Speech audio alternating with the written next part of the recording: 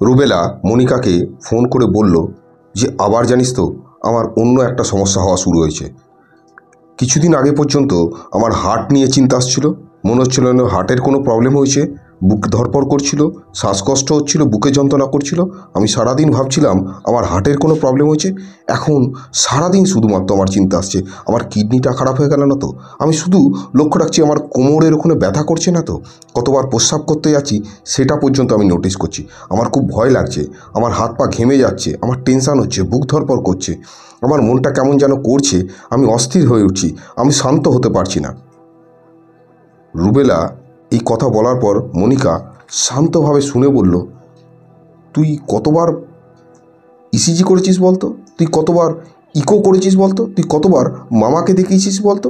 অর্থাৎ মনিকার মামা একজন ডাক্তার, মনিকার মামাকে রুবেলা বহুবার দেখিয়েছে, বহুবার তার বিভিন্ন রকম টেস্ট হয়েছে। এছাড়া রুবেলা বহু ডাক্তারবাবুকে দেখিয়েছেন, বহুবার টেস্ট হয়েছে, তার কোনো সমস্যা নেই, কিন্তু তার মাথায় চিন্তা আসে তার একটা বড় কোনো রোগ হয়েছে। এবং রুবেলা এই চিন্তাভাবনাগুলো আসলেই মনিকাকে ফোন করে, কারণ রুবেলা জানে মনিকা একদিন এই ধরনের সমস্যায় ভুগেছে, বহুদিন এই ধরনের সমস্যার সঙ্গে সে সময় কাটিয়েছে। তার একটা সময় এই ধরনের সমস্যা ছিল, বর্তমানে সে কিন্তু স্বাভাবিক জীবনযাপন করছে। তাই বারবার রুবেলা মনিকাকে ফোন করে। দুজনা একটা মাল্টিন্যাশনাল কোম্পানিতে কাজ করে কম্পিউটারে, এবং ভালো স্যালারি, এবং দুজনা খুব ভালো বন্ধু। মনিকা রুবেলাকে বলল, আচ্ছা তুই বলতো তোর কি কি সমস্যা হয়, একটু শান্তভাবে বলতো আমাকে। রুবেলা বলল যে আমার ভয় লাগে, শুধুমাত্র ভয় লাগে, সারাক্ষণ ভয় লাগে যে আমার কোনো একটা রোগ হয়ে যাবে, শুধুমাত্র এই চিন্তা আসে এবং নিজে থেকে আসে। আমি যতবার চেষ্টা করি করব না, তার সত্ত্বেও বারবার আসে, বারবার চিন্তাগুলো আমাকে একদম জড়িয়ে ধরে, এবং বিশেষ করে যখন একা থাকি তখন আরও বেশি হয়। এবং যার ফলে আমি কি করি, বারবার ইন্টারনেট দেখি, ভিডিও দেখি, বিভিন্ন রকম মেডিকেল রিলেটেড কথাবার্তাগুলো পড়তে থাকি এবং শুনতে থাকি। রুবেলা জানালো যে তার বিভিন্ন ধরনের টেনশান হয়, কিডনি নিয়ে টেনশান হয়, হার্টের টেনশান হয়, ক্যান্সারের টেনশান হয়, স্ট্রোক হয়ে যাওয়ার টেনশান হয়, টিউমার হওয়ার টেনশান হয়, বিভিন্ন ধরনের টেনশান হয়। মনিকা রুবেলাকে বলল, দেখ তোকে আগেও বিষয়গুলো বলেছি আমি, আর বিভিন্ন ডাক্তারবাবুরাও তোকে বলেছে, তোর এত টেনশান করার কিছু নেই, তুই ফালতু ফালতু টেনশান করছিস, একটু নিজেকে শান্ত কর এবং বোঝ। রুবেলা বলল, তুই আমাকে বোঝা যে তুই কিভাবে এই সমস্যা থেকে বেরিয়েছিস। রুবেলা শান্ত হয়ে বলল, তুই আমাকে ভালো করে বল যে কি কি করেছিস, কিভাবে তুই বেরিয়েছিস, আমাকে এই জায়গা থেকে বার কর তুই। মনিকা শান্ত হয়ে বলল, ঠিক আছে আমি তোকে পর পর বলছি, কিন্তু ঠান্ডা মাথায় তুই ভাব, এবং ঠান্ডা হয়ে স্থির হয়ে আগে বস, এবং বিষয়টা খুব ভালো করে বোঝার চেষ্টা কর। মনিকা বলল যে দেখ, আমরা এই ধরনের সমস্যায় অর্থাৎ অ্যাংজাইটিতে যখন থাকি না, আমাদের যখন রোগের ভয় লাগতে থাকে না, তখন আমরা একটা চক্রের মধ্যে আবদ্ধ হয়ে পড়ি, এবং এই দৌড়েতে আমরা যতই দৌড়দৌড়ি করি না কেন, যতই তাড়াহুড়ো করি না কেন, আমরা সেই একই জায়গায় এসে পৌঁছই। তুই সেই চক্রের মধ্যে ঢুকে আছিস, যেটার মধ্যে আমি একটা সময় ছিলাম। প্রথমে নিজেকে এটা বল, নিজেকে এটা বোঝা যে আমার ভয়টা কী ধরনের ভয়, কখন আসছে, কেন আসছে, কোন সময় আসছে, কী জন্য আসছে, এটা বোঝ। এটা বোঝার জন্য তোকে বুঝতে হবে যে তোকে অ্যাংজাইটি ভয় দেখাচ্ছে, অর্থাৎ অ্যাংজাইটির কারণে তোর এই ধরনের চিন্তাভাবনাগুলো আসছে। আমাদের নেগেটিভ প্র্যাকটিস যখন আমরা দীর্ঘদিন ধরে করে ফেলি, তখন এই ধরনের চিন্তাগুলো আমাদের মাথায় আসে, আমরা একটা বিহেভিয়ার তৈরি করে ফেলি, আমরা একটা অজান্তেই এমন একটা অভ্যাস তৈরি করে ফেলি যেখানে আমাদের ভয়গুলো আসতে থাকে। এবং ভয়গুলো তুই ভালো করে লক্ষ্য রাখ, দু ধরনের, এটা কাল্পনিক এবং অসত্য, এটা কাল্পনিক এবং অসত্য। তুই শান্তভাবে নিজেকে কিছু প্রশ্ন কর, ভালো করে লিখে নে প্রশ্নগুলো। চিন্তা আসার ফলে আমার কি ঘটনা ঘটার সম্ভাবনা আছে, কত শতাংশ সম্ভাবনা আছে, আগে তো ঘটেনি, কেন ঘটেনি, সম্ভাবনা কত শতাংশ, আমি অসুরক্ষিত কত শতাংশ, রেজাল্ট আমার আগে কি হয়েছে। অর্থাৎ নিজেকে প্রশ্ন কর। প্রশ্নের মধ্যে সবথেকে গুরুত্ব রাখে এটাকেই যে আমার কাছে কি কোনো প্রমাণ আছে, আমার আগেও চিন্তাগুলো এসেছে, চিন্তাগুলো আসার পরে ঘটনা কি ঘটেছে, ঘটেনি, ঘটনা ঘটার কোনো সম্ভাবনা আছে, সম্ভাবনা নেই। যদি সম্ভাবনা থাকতো তাহলে আগে ঘটতো। আমি নিজেকে অসুরক্ষিত ভাবছি, কেন ভাবছি, অসুরক্ষিত যদি হতাম তাহলে আগে বিষয়টা ঘটলো না কেন। যতবার টেনশন করি, যতবার ভয় পেয়েছি, যতবার শারীরিক সমস্যা হয়েছে, খানিকক্ষণ বাদে কমে গেছে বা একদিন বাদে কমে গেছে, কিন্তু রেজাল্ট তার কোনো কিছু হয়নি। আমি যেটা যেটা ভেবেছি একটাও রেজাল্ট ঘটেনি, অর্থাৎ চিন্তাগুলো ভুল। আমার বহুবার বিভিন্ন রকম চেক আপ হয়েছে, বহু ডাক্তারবাবুকে আমি দেখিয়েছি, তারা প্রত্যেকে বলেছে তোমার কোনো সমস্যা নেই, তার সত্ত্বেও আমি ভয় পাচ্ছি। তাহলে আমি ভয় পাচ্ছি কেন, আমি ভয় পাবো কেন? কারণ এই চিন্তাটা মিথ্যা। কিন্তু আমাদের একটা মুশকিল হয়, আমরা এই চিন্তাটাকে আমাদের ইমোশানের সঙ্গে যুক্ত করে দিই, অর্থাৎ ভয়, ভীতি, কষ্ট, দুঃখ, ভবিষ্যতে কী হবে, এই সমস্ত বিষয় নিয়ে আমরা টেনশান করতে থাকি। আমরা ইমোশনালি এই চিন্তাটার সঙ্গে কানেক্টেড হয়ে যাই।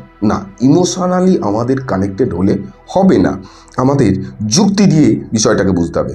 আমার কাছে প্রমাণ নেই তাই আমি মানব না, এই বিষয়টা বারবার নিজের সাথে বল, এবং যেভাবে আমি প্রশ্নগুলো তোকে বললাম করতে, নিজেকে বারবার কর, বারবার রিপিটেডলি এই প্রশ্নগুলো কর, যাতে তোর মস্তিষ্ক বুঝতে পারে সত্যি আমার কোনো সমস্যা নেই, জাস্ট আমার ডিসঅর্ডারের চিন্তার জন্য আসছে, এত ভয় পাওয়ার কিছু নেই। এবং ডেলি বেসিসে এক্সারসাইজ কর। রুবেলা মনিকাকে বলল, তুই এগুলো কোথা থেকে জানলি? বললো, আমি বই পড়ে জেনেছি, মামার সাথে কথা বলে জেনেছি, মামা আমাকে বুঝিয়েছে, তোকেও বলেছে, কিন্তু তুই বিষয়টা গুরুত্ব দিয়ে বুঝতে পারিসনি, নয় ভুলে গেছিস। তোকে আমি যেটা বললাম তুই শান্তভাবে সেটা কর। রুবেলা পরের দিনকে অফিসে এসে বলল, তুই যেগুলো বলেছিস আমি সেগুলো লিখে রেখেছি এবং আমি সেগুলো প্রতিদিন বলছি, কিন্তু বর্তমানে না আমি খুব ক্লান্ত অনুভব করছি। মনিকা বলল, আমারও লাগতো রে, স্বাভাবিক ব্যাপার। আমরা যখন ভয় করি, আমরা যখন টেনশান করি, আমরা যখন চিন্তা করি, আমাদের মস্তিষ্ক অনেক বেশি এনার্জি নষ্ট করে ফেলে, যার ফলে আমাদের এই ধরনের ক্লান্ত অনুভব হয়। মনিকা জানালো যে সিমটমসের মধ্যে সবথেকে বড় জায়গা হচ্ছে এই ক্লান্তি বিষয়টা, তার সাথে সাথে আরও অনেকগুলো বিষয় থাকে। আমাদের শরীর ভারী হয়ে যায়, আমাদের মস্তিষ্ক ভারী হয়ে যায়, গলার কাছে কিছু মনে আটকে যায়, এগুলো তোর যেগুলো হচ্ছে আমারও সব হয়, হাত পা ঝিনঝিন করে, হাত পা কাঁপে মনে হচ্ছে, এই ধরনের সমস্যা হয়। এখানে একটা জিনিস বুঝতে হবে, আমি একটা বই পড়েছিলাম, hope and health for your nerves, সেই বইতে একটা ভালো কথা লিখেছিল যে আমরা যখন ভয় পাই তখন আমাদের অ্যাড্রিনালিন রিলিজ হয়, এবং অ্যাড্রিনালিন রিলিজ যখন হয় তখন আমাদের হার্টবিট বেড়ে যায়, আমরা তখন আরও বেশি ভয় পাই, তখন আরও বেশি অ্যাড্রিনালিন রিলিজ হয়, এবং এই চক্রটা চলতে থাকে। তাই আমাদের ভয় পেয়ে লাভ নেই, আমরা ধীরে সুস্থে বিষয়টা থেকে বেরোবো। তুই টেনশান করিস না, আমি যেভাবে বলেছি তুই নিজেকে পোস্ট কর এবং নিজেকে এই জায়গাটাকে বোঝানোর চেষ্টা কর যে এই চিন্তা, এই ভয়গুলো আসবেই, কারণ আমি অভ্যাস করে ফেলেছি, কিছুদিন পর ধীরে ধীরে এগুলো কমে যাবে, এগুলো নিয়ে টেনশান করে লাভ নেই। তুই নিজেকে একটু রিল্যাক্স মোডে রাখ, আর কিছু না, চিন্তাটা অবশ্যই আসবে, বারবার আসবে। রুবেলা বলল, ঠিক আছে, 7 দিন অভ্যাস করে দেখি। 7 দিন রুবেলা বেশ ভালো করে অভ্যাস করলো, সে এক্সারসাইজ করছে, সকালবেলা হাঁটছে, যোগা করছে, প্রাণায়াম করছে এবং মেডিটেশান করছে। তার মেডিটেশানে মন বসছে না, তার যোগা করতে ভালো লাগছে না, সে এক্সারসাইজ করলে ক্লান্ত হয়ে যাচ্ছে, কিন্তু সে ডেলি বেসিসে করছে। আমরা আজকে অ্যাংজাইটি নিয়ে কথা বলছি এবং আপনাদের কাছে রিকোয়েস্ট, যদি আপনাদের অ্যাংজাইটি থাকে বা অন্য যে কোনো মানসিক ডিসঅর্ডার থাকে, তাহলে অবশ্যই আপনারা আপনার কাছাকাছি যে কোনো একজন সাইকিয়াট্রিস্টকে দেখাবেন, অর্থাৎ মনোরোগ বিশেষজ্ঞ ডাক্তারবাবুকে দেখাবেন। সেই সাথে সাথে কাছাকাছি কাউন্সিলিং করাবেন, কাছাকাছি যদি সরকারি কোনো হসপিটাল থাকে সেখানে মনোরোগ বিভাগে দেখাতে পারেন, সেখানে খুব ভালো চিকিৎসা হয়। সেই সাথে সাথে আপনারা যোগা করবেন, প্রাণায়াম করবেন। কিন্তু অনেকেই আমাকে লিখে পাঠান যে স্যার প্লিজ হেল্প মি। এখানেতে বাস্তবেতে আমি আপনাকে কোনো রকম হেল্প করতে পারবো না, শুধু সঠিক তথ্য আপনাকে দিতে পারি, এর থেকে বেশি কোনো রকম হেল্প আমি আপনাকে করতে পারবো না। এটা শুনতে খারাপ লাগলেও এটা বাস্তব। এবং সেই সঙ্গে সঙ্গে আপনাদের রিকোয়েস্ট করব একটা রুটিন করতে, এবং স্ট্রং রুটিন, যেটাকে আপনি মেনে চলবেন, যেটাকে আপনি সম্পূর্ণ করবেন। প্রত্যেকটা মানুষের রুটিন থাকাটা খুব দরকার। দেখুন, আমরা কতক্ষণ সারাদিনে মোবাইল ব্যবহার করব সেটা যেমন আমাদের মেনটেন করার দরকার। আমরা বন্ধুদের সঙ্গে আড্ডা মারব, গল্প করব, পরিবারের সঙ্গে গল্প করব, সেটাও মেনটেন করা দরকার। কাজ করা মেনটেন করা দরকার। আমার প্রত্যেকটা দৈনন্দিনের যে কাজগুলো আছে সেগুলো মেনটেন করা দরকার। আমি ব্যক্তিগত সকাল 8টার থেকে রাত 8টা, 8:30, বড়জোর 9টা পর্যন্ত মোবাইল ব্যবহার করি। বেশিরভাগ ক্ষেত্রে 8টা পর্যন্ত মোবাইল ব্যবহার করি। রাতে তাড়াতাড়ি খেয়ে নিই এবং ভোরবেলা আমি রাতের 10টার মধ্যে শুয়ে পড়ি এবং ভোরবেলা আমি 5টার মধ্যে উঠে পড়ি এবং এক্সারসাইজ করি। তো আপনাকে আপনার মতো করে একটা রুটিন করতে হবে এবং অবশ্যই রুটিনটা মেনটেন করতে হবে। প্রথম আপনার অসুবিধা হবে, কিন্তু আস্তে আস্তে ঠিক হয়ে যাবে। যাই হোক, মনিকা রুবেলাকে জিজ্ঞেস করলো, কী রে তোর প্র্যাকটিস কেমন চলছে? বললো, ভালো চলছে প্র্যাকটিস, কিন্তু সমস্যা কিন্তু কমছে না। মনিকা বললো, দেখ, সমস্যা কমবে না, তোর চিন্তাভাবনা আসবে, তাকে আস্তে আস্তে চ্যালেঞ্জ কর যে ঠিক আছে, দেখা যাক না কী হয়, এই চিন্তাগুলো তো মিথ্যে। আমি কিন্তু এইভাবে চ্যালেঞ্জ করতাম। কিন্তু একটা জিনিস মনের মধ্যে সন্দেহ রাখবি না, পূর্ণ বিশ্বাস রাখবি যে আমার যে সমস্যাগুলো হচ্ছে শুধুমাত্র ডিসঅর্ডারের জন্য হচ্ছে, কারণ আমার হাতে প্রমাণ আছে এটা ডিসঅর্ডার। কারণ আমি বিভিন্ন রকম টেস্ট করেছি, সেখানেতে কোনো জায়গায় কোনো কিছু ধরা পড়েনি। এই জায়গাটা কিন্তু নিজের কাছে ক্লিয়ার রাখবি, বিশ্বাস যেন তোর কাছে সম্পূর্ণ থাকে। ওকে? রুবেলা আবার মনিকাকে জিজ্ঞেস করলো, আচ্ছা এই প্র্যাকটিসটা করতে করতে আস্তে আস্তে আমার চিন্তাগুলো চলে যাবে বল? মনিকা বললো, দেখ চিন্তাগুলো যাবে না, চিন্তা আমাদের কখনো বন্ধ হয় না, কিন্তু চিন্তাগুলোর সঙ্গে লড়াই করার মতো আমার ক্যাপাসিটি তৈরি হয়ে যাবে, তোর কোপিং ক্যাপাসিটি তৈরি হয়ে যাবে। যেভাবে আমার তৈরি হয়েছে, আমি এইভাবে লজিক দিতে দিতে একটা সময় আমার মস্তিষ্ক নিজে থেকে বুঝে গেছে এই চিন্তাগুলো মিথ্যা, এগুলোর কোনো গুরুত্ব নেই। তাই চিন্তাগুলো আসলে আমার সামান্য বিষয় মনে হয়, সাধারণ বিষয় মনে হয়, এবং মাঝে মাঝে আমি হেসে ফেলি, কারণ আমি কি বোকামোটা করেছি। ঠিক এই অবস্থাটাই তোর হবে। তুই নিজেকে একটুখানি লজিক দে। দেখ, নলেজ, আমাদের জ্ঞান থাকার দরকার বিষয়টা সম্পর্কে, তার সাথে সাথে রিপিটেশান, প্র্যাকটিস আমার থাকার দরকার। তবে আস্তে আস্তে আমরা কিন্তু এই বিষয় থেকে বেরোবো। এবং ডেলি বেসিসের এক্সারসাইজটা খুব জরুরি। যদি আমরা ডেলি এক্সারসাইজ না করি না, তাহলে কিন্তু আমাদের এই জায়গা থেকে বেরোনোটা সম্ভব হয়ে ওঠে না। 15 দিন বাদে রুবেলা মনিকাকে বলল যে, দেখ আমার চিন্তাগুলো আসছে, ভয়ও লাগছে, টেনশানও হচ্ছে, কিন্তু আমার শারীরিক সমস্যাটা মনে হচ্ছে একটুখানি হলেও কমেছে, এবং আমার চ্যালেঞ্জ করতে এখন বেশ ভালো লাগছে। আমি চ্যালেঞ্জ করছি, কিন্তু আমার ভয় লাগছে। মনিকা বলল হাসতে হাসতে, ভয়টা তোর লাগবে, এত তাড়াতাড়ি যাবে না, ধীরে ধীরে করতে থাক, ঠিক যাবে। মনিকা এটা বলে নিজের কাজে ব্যস্ত হয়ে গেল। রুবেলাও নিজের কাজে ব্যস্ত হয়ে গেল, এবং তাদের মধ্যে অনেক দিন দেখা হয়নি, কারণ দুজনাই তারা কাজের জন্য দুটো আলাদা আলাদা রাজ্যে চলে গেছিলো। 1 মাস বাদে তাদের মধ্যে দেখা হলো। মাঝে মাঝে ফোনে কথা হতো, কিন্তু 1 মাস বাদে যখন দেখা হলো, তখন মনিকা দেখছে রুবেলার চেহারাটা বেশ আগের থেকে পরিবর্তন হয়েছে। রুবেলাকে জিজ্ঞেস করলো, কিরে তোর এক্সারসাইজ আর প্র্যাকটিসটা কেমন চলছে? বলছে, প্র্যাকটিস তো ভালো চলছে, এক্সারসাইজও ভালো চলছে, কিন্তু আমার মাঝে মাঝে না মনোবলটা ভেঙে যাচ্ছে। মনিকা জানালো, মনোবল ভাঙছিস কেন? আমি একটা জিনিস না একটা বইতে পড়েছিলাম, বইটার নাম ছিল দ্য মাউন্টেন ইজ ইউ। সেখানে একটা কথা লেখা ছিল, আমাদের যে প্রবলেমগুলো আছে না, আমাদের অবস্ট্যাকেলগুলো আছে না, এগুলো এক একটা অপরচুনিটি। তোর কাছে যে প্রবলেমগুলো আসছে না, এগুলোর সঙ্গে যত লড়বি না তুই, তোর মধ্যে কনফিডেন্স বাড়বে, আস্তে আস্তে দেখবি কনফিডেন্স বেড়ে যাবে। বল না, তুই আগে যেভাবে তুই ভয় পেতিস, এখন কি পাচ্ছিস? 3 মাস হয়ে গেছে, ভয় রুবেলার আছে, টেনশানও আছে, মাঝে মাঝে সিমটমসও দেখা যাচ্ছে, কিন্তু রুবেলা বলল, না আগের থেকে বেটার আছি আমি, এবং আমি চাই প্র্যাকটিসটা করে যেতে। মনিকা হেসে বলল, কন্টিনিউ প্র্যাকটিসটা চালিয়ে যা। আর তুই সবসময় ভাববি যে আমাদের মস্তিষ্কটা একটা ফাঁকা বাক্সের মতো, এই বাক্সের মধ্যে আমরা যত লজিক, আমাদের পজিটিভ চিন্তাগুলোকে জমা করব, তত আমাদের নেগেটিভ চিন্তাগুলো হালকা হয়ে যাবে। আমিও এটা করেছি, আর আমাদের এটা না কন্টিনিউ করতে হয়, কারণ কন্টিনিউ যদি না করি, আমাদের যেমন শরীরকে সুস্থ রাখার জন্য আমরা কী করি? ভালো খাবার দাবার খাই। যদি আমরা খারাপ খাবার খাই, তাহলে কী হবে? আমরা অসুস্থ হয়ে যাব। ঠিক সেই রকমই দেখ, আমারও কিন্তু প্রায় বছর খানিকের ওপর সময় লেগেছে নিজেকে একটা স্টেবল জায়গায় আনতে। তোরও সময় লাগবে, কিন্তু তুই যে আগের থেকে বেটার আছিস এটা শুনে ভালো লাগছে। আজকে রুবেলার প্রায় 7-8 মাস হয়ে গেছে। মনিকা জিজ্ঞেস করলো, কী রে কেমন আছিস? বললো, দেখ এখন চিন্তাগুলো আসে, কিন্তু আমার টেনশান অত হয় না, কারণ আমি বুঝে গেছি এই চিন্তাগুলো আসবে, চলে যাবে, নয় 1 ঘন্টা থাকবে, নয় 2 ঘন্টা থাকবে, নয় 1 দিন থাকবে, তারপরে চলে যাবে। তাই আমি এগুলোকে গুরুত্ব দিচ্ছি না। তখনই মনিকা হেসে বললো, দেখলি আজ থেকে 8 মাস আগে, 9 মাস আগে তুই গুরুত্ব দিতিস, ভয় পেতিস, তুই কোনো জায়গায় কারো রোগ হলে যেতে চাইতিস না, কিন্তু আজকে দেখ তুই কিন্তু সেই বিষয়গুলোকে শুনছিস। বলছি, কিন্তু তাও ভয়টা আসে মাঝে মাঝে রে। মনিকা বললো, দেখ আমারও চিন্তাগুলো আসে, এমন না চিন্তাগুলো আসে না, কিন্তু দেখ তুই প্র্যাকটিস করে করে আজকে এই জায়গায় এসেছিস, আমিও কিন্তু প্র্যাকটিস করে করে আজকে এই নর্মাল জায়গায় আছি। আমারও টেনশানগুলো আসে, চিন্তাগুলো আসে, কিন্তু আমার মনে হয় যেন সেগুলো হাস্যকর। আমি কেন যাব না? কারোর রোগ হয়েছে, তাহলেই কি আমার রোগ হবে? তার কি মানে আছে? এত যারা ডাক্তারবাবু আছেন, তাদের কাছে তো সারাদিনেতে লোকে রোগের কথাই বলে, তো তাদের তো রোগ হয় না। ঠিক এইভাবে রুবেলাকে যখন মনিকা বোঝালো, রুবেলাও লজিক দেওয়া শুরু করলো। ঠিক সেইভাবে যে বিষয়টা আপনাদেরকে বলার চেষ্টা করছি আমি, যে আপনি যদি আপনার মস্তিষ্ককে লজিক ঠিকঠাক দিতে পারেন, শান্তভাবে দিতে পারেন, অস্থিরভাবে দিতে পারবেন না। অস্থিরভাবে একটি ছোট শিশুও পড়া মুখস্থ করতে পারে না।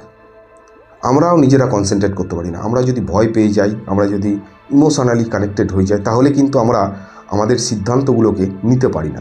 আমাদের ব্রেন ঠিকঠাকভাবে লজিক্যালি ফ্রেমটা তৈরি করতে পারে না। কিন্তু যদি আপনি শান্ত থাকেন এবং ইমোশনের সাথে না গিয়ে লজিকের সাথে যান, আপনি যদি লজিকটা ঠিক করে দেন যে কেন আমার ভয় লাগছে, আমি বাইরে যাব না, কেন? চল আমি 1 ঘন্টা থাকতে পারি না, 10 মিনিট তো থাকতে পারি, 10 মিনিটে যাব। আপনি প্রতিদিন যাওয়া শুরু করুন। প্রত্যেক মুহূর্তে এই যে ভয়টা লাগছে, আপনি ভালো করে অন্তর থেকে ভাবুন যে ভয়টা 2 মাস আগে লেগেছে, 6 মাস আগে লেগেছে, বাস্তবে কি তার কোনো রেজাল্ট এসেছে? কিচ্ছু আসেনি।